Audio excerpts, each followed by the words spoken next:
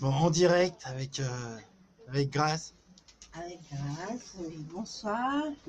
Aujourd'hui, je vais vous parler du moringa.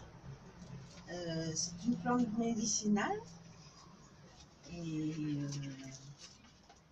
je profite aussi pour donner un coucou à tous ceux qui sont intéressés par les plantes, la phytothérapie, l'homéopathie, se soigner par les plantes. C'est ancien, c'est ancestral, mais c'est sûr. Donc tout le monde n'est pas convaincu, je sais, mais il y a quand même des adeptes, des naturopathes que je salue, coucou. Voilà, alors je vous parle du moringa. Alors, connaissez-vous le moringa? C'est un petit arbuste qui se plante dans des terres arides. D'ailleurs, on dit le Nevertime, qui ne meurt jamais. Alors, moringa. Alors, il a plusieurs vertus. C'est une plante ancienne qui a été découverte en Inde. Et, donc, ils ont compris qu'il avait beaucoup de bienfaisance. Donc, c'est une plante quand même miraculeuse, ça il faut bien le dire.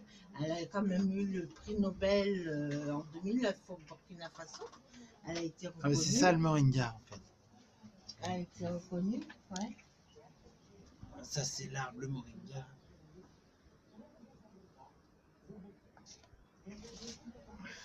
Donc, c'est une plante qui est prise en tisane, soit en tisane, en salade. Les graines qui sont très bonnes, qui ont le goût de noisette. Les feuilles, pareil. Les racines tout est consommable dans cet arbuste. Donc, si c'est pris au sérieux, et ben, on a quand même de bons résultats, surtout pour des personnes souffrant de diabète, d'insuffisance cardiaque, de,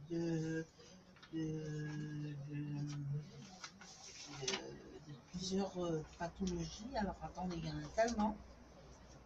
Il y a au moins 367 pathologies qu'elle peut éventuellement atténuer, quoi. Indispensable au fonctionnement du corps, comme le calcium. Il contient du calcium, des acides aminés, à l'abri de la pollution. Il se cultive en Thaïlande, il vient de la Thaïlande, dans les hauteurs là-bas, donc il n'est pas détruit par les pesticides et tous ces produits nocifs qu'on peut y introduire. Et il est d'une valeur nutritive de 100% vraiment naturelle, anti-inflammatoire, anti-cancéreux, antioxydants, pardon, sont désormais reconnus.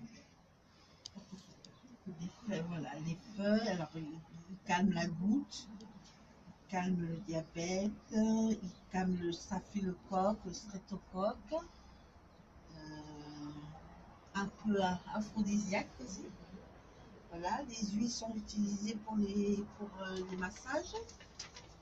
Tout est bon dans le moringa. C'est qu'on utilise l'huile pour les massages, le massage.